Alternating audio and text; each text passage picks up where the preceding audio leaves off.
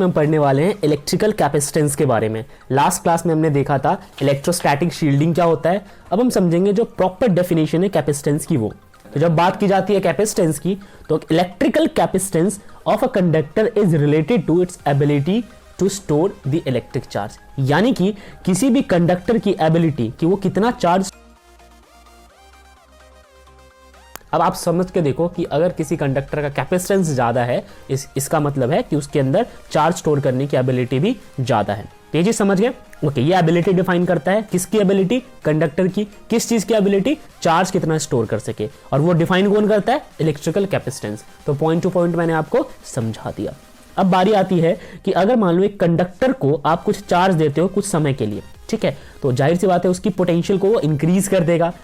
अगर charge Q जो है वो आप उस कंडक्टर के अंदर प्रोवाइड करते हो तो उसका पोटेंशियल ना V से इंक्रीज हो जाएगा।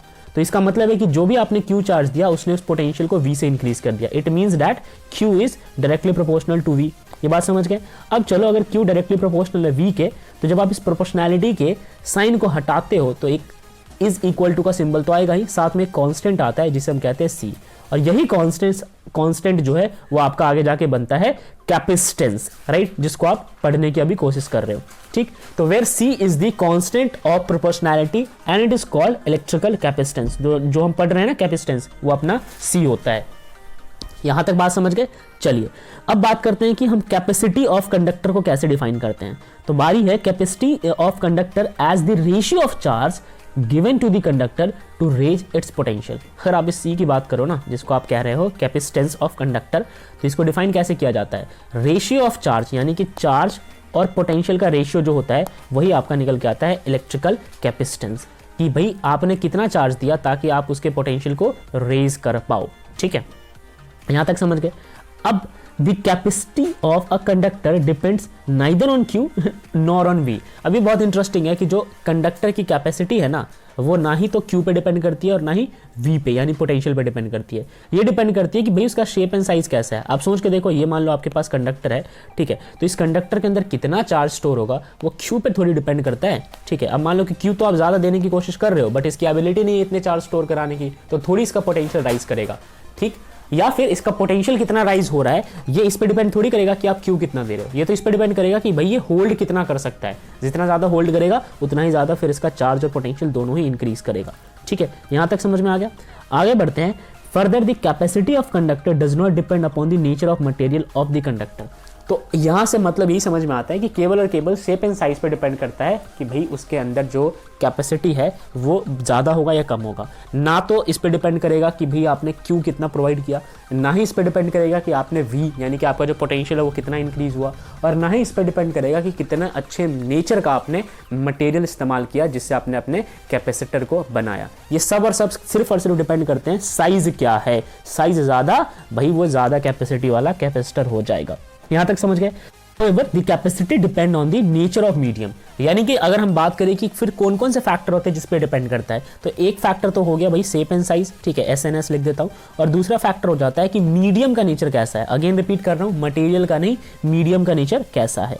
अब जो अब इक्वेशन आपने किया ना ये वाला, इस इक्वेशन को ध्यान से देखो। इस इक्वेशन में अगर मैं आपसे बोलूं कि जो भी पोटेंशियल है उसको मैं 1 वोल्ट रख देता हूं, यहाँ पे अगर मैं पोटेंशियल को रख दूं 1 वोल्ट, तो फिर Q किसके बराबर आ जाएगा? Q बराबर आ जाएगा C के, राइट। यहाँ तक समझ गए? अब हम डिफाइन करेंगे कि इलेक्ट्रिकल कैपेसिटी क्या होता है। तो इलेक्ट्रिकल कैपेसिटी किसी भी कंडक्टर का न्यूमेरिकली इक्वल होता है आपने उसको जितना चार्ज दिया ताकि आप उसके पोटेंशियल को यूनिट से रेज कर पाओ। ठीक है, ये होता है इलेक्ट्रिकल कैपेसिटी। यहां तक समझ गए? अब बारी है इलेक्ट्रिकल कैपेसिटेंस की यूनिट की, तो उसको हम फराड में डिफाइन करते हैं। यानी कि ऐसा यूनिट जो होती है इलेक्ट्रिकल कैपेसिटेंस की वो होती है फराड। ठीक है, अब हम बात करते हैं कि भाई 1 फराड को हम कैसे डिफाइन करें या फिर 1 फराड कैसे लिखे। तो आप मुझे बताओ कि C का फॉर्मूला क्या था जो कैपेसिटेंस था? वो था Q divided by V। Q क्या होता है? Q होता है चार्ज। चार्ज को लिखोगे कूलम से, पोटेंशियल को लिखोगे वोल्ट से, तो कूलम पर वोल्ट जो है वो आपका बनेगा 1 फराड। और यहाँ पे कैपेसिटेंस को हमने डिस्कस किया था कि फराड में हम डिफाइन करते हैं ऐसा यूनिट के टर्म्स में। ठीक है, तो ये सारी बातें समझ आ गई। अब आपके पास यहाँ पे जो है वो कन्वर्जन दिया हुआ है कि भाई माइक्रो फराड में कितने फराड होंगे, नैनो फराड में कितने फराड होंगे, ये सारी चीज़ें आपके पास दे रखा है। पीको फराड क्या होता है, ये सारी बातें बता रखी है, तो आप इसको यहाँ से स्टडी कर सकते हो। अब हम बात करते हैं कि भाई डायमेंशंस क्या क्या होता है। तो देखो जब डायमेंशन की बात करेंगे तो C is equal to Q by V, ये हमें फॉर्मूले के अकॉर्डिंग पता है। अब पोटेंशियल को ना आप चाहो तो वर्क डन अपॉन में चार्ज भी लिख सकते हो, ये फॉर्मूला होता है पोटेंशियल का, ठीक। तो ये Q जो है वो ऊपर चला जाएगा, Q ऊपर जाएगा तो हो जाएगा Q का स्क्वायर, नीचे रह जाएगा W, ठीक। अब जब चार्ज की बात की जाती है तो चार्ज होता है यहाँ पे करंट इनटू में टाइम, ठीक है। तो करंट के लिए आपने यूनिट यूज़ किया, मतलब डायमेंशन फॉर्मूला में यूज़ किया A, और टाइम के लिए यूज़ किया T। यहाँ तक समझ गए। नीचे वर्क डन का जो यूनिट होता है डायमेंशन में वो आपने यहाँ पे डाल दिया। इस तरीके से आपके पास ये निकल के आता है m-1 L-2 T की पावर 4 A की पावर 2, ये डायमेंशन फॉर्मूला निकल के आता है कैपेसिटेंस का, ये याद रखना। अब आपको मैं दिखाता हूँ कि ऐसे कैपेसिटर दिखता कैसे। तो ये कैपेसिटर है, ठीक है, ये जो है ये हमारे पास कैपेसिटर है, और इस कैपेसिटर की जो एबिलिटी होगी ताकि कितना चार्ज ये स्टोर कर सके उसे हम कहते हैं कैपेसिटेंस, ठीक है। तो ये रियल वर्ल्ड में हम इस्तेमाल करते हैं ताकि हम अपने सर्किट को इम्पावर कर सकें। तो ये हमारा डिस्कशन था कैपेसिटेंस के ऊपर। आई होप आपको ये चीज़ पसंद आया होगा।